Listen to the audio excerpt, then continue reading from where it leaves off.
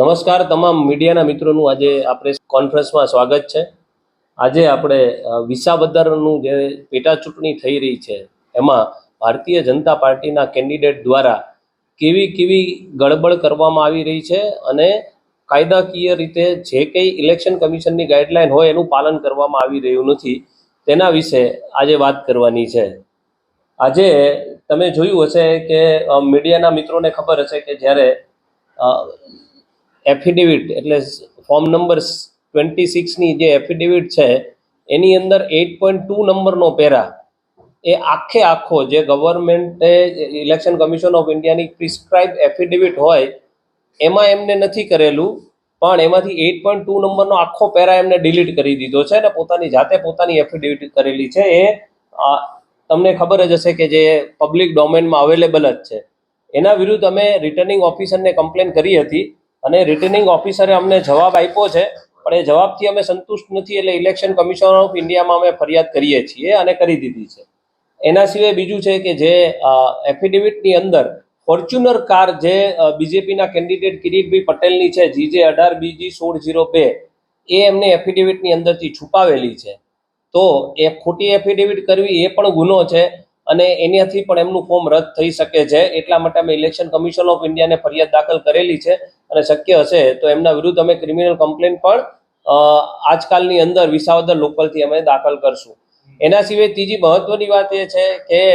સરકારી સંપત્તિનો બેફામ ભારતીય જનતા પાર્ટી દ્વારા દુરુપયોગ થઈ રહ્યો છે કે જેમાં આપણા માનનીય મુખ્યમંત્રી શ્રી ભૂપેન્દ્રભાઈ પટેલ, તમે જોયું હશે કે એક ગાડીમાં સવાર થઈ અને રોડ શો કરતા હતા અને એમાં એ જે ગાડી છે એ ગવર્મેન્ટની ગાડી છે, તો ભારતીય જનતા પાર્ટી ગવર્મેન્ટની એટલે ગુજરાત સરકારની સંપત્તિનો દુરુપયોગ કોઈ પણ પોલિટિકલ પાર્ટી માટે ના કરી શકે એના વિરુદ્ધ પણ અમે ઇલેક્શન કમિશન ઓફ ઇન્ડિયાની અંદર કમ્પ્લેન દાખલ કરેલી છે। અને મારે વિશેષ કરી અને વિસાવદરની જનતાને કહેવું છે કે તમે પોતાનો મત વેડફતા નહીં, કારણ કે જો આમનું નોમિનેશન રદ જ થવાનું છે અને જો માની લો કે કદાચ જીતવાના નથી પણ જો જીતી જાય તો પણ તમારા આપેલો મત છે વ્યર્થ જશે, કારણ કે ભવિષ્યમાં એમનું નોમિનેશન અથવા તો એ જીતીને આવશે તો એમની ડિસ્ક્વોલિફિકેશનની પ્રોસેસ થવાની છે। એટલે વિસાવદરની જનતાને વિનંતી છે કે તમે પોતાનો મત વેડફતા નહીં અને માનનીય શ્રી ગોપાલભાઈ ઇટાલિયાને મત આપી અને તમારું અને તમારા વિધાનસભામાં મજબૂતાઈ રીતે કોઈ તમારો રિપ્રેઝેન્ટેટિવ આવે એટલા માટે ગોપાલભાઈ ઇટાલિયાને જીતાડવા વિનંતી છે। પ્रणवભાઈ, ફ્રી ફેર ઇલેક્શનની વાત ઇલેક્શન કમિશન દ્વારા કરવામાં આવે છે, એટલે કોઈ પણ ડર વગર ઇલેક્શન કમિશનમાં જે રહેલા જે અધિકારીઓ કર્મચારીઓ હોય એ કામ કરે, તો તમને લાગે છે કે ભૂતકાળમાં વિપક્ષના જે કોઈ ઉમેદવારો હોય તેમના ફોર્મ રદ થયા પણ જોયા છે, પરંતુ સત્તા પક્ષના જ્યારે ઉમેદવાર આવી ભૂલો કરતા હોય, આટલી ગડબડો થતી હોય તો કાર્યવાહી નથી થઈ રહી તેવી હોવી જોઈએ, તમે શું માનો છો ઇલેક્શન કમિશનના આ દાવો? સ્પષ્ટપણે દેખાઈ આવે છે કે election commission of India Bharatiya Janata પાર્ટીના દબાણમાં અને વશમાં આવીને કામ કરે છે। સરકારી કર્મચારી છે નીચા લેવલનોથી માંડી અને ઇલેક્શન કમિશન ઓફ ઇન્ડિયાના કમિશનર સુધી તમામ લોકો, કારણ કે રિપીટેડલી ઘણી બધી અમે એવી કમ્પ્લેન કરેલી છે, 2022માં પણ કરેલી છે, આ દિલ્હીના ઇલેક્શનમાં પણ કરેલી હતી, અત્યારે પણ અમે આ કરેલી છે, છતાં પણ રિટર્નિંગ ઓફિસરે બરાબર આનું ફોર્મ રદ જ થવું જોઈએ કિરીટભાઈ પટેલનું, છતાં પણ એમને ફોર્મ રદ ના કર્યું। હા, અમને એવી જાણવા પણ મળ્યું છે કે એમને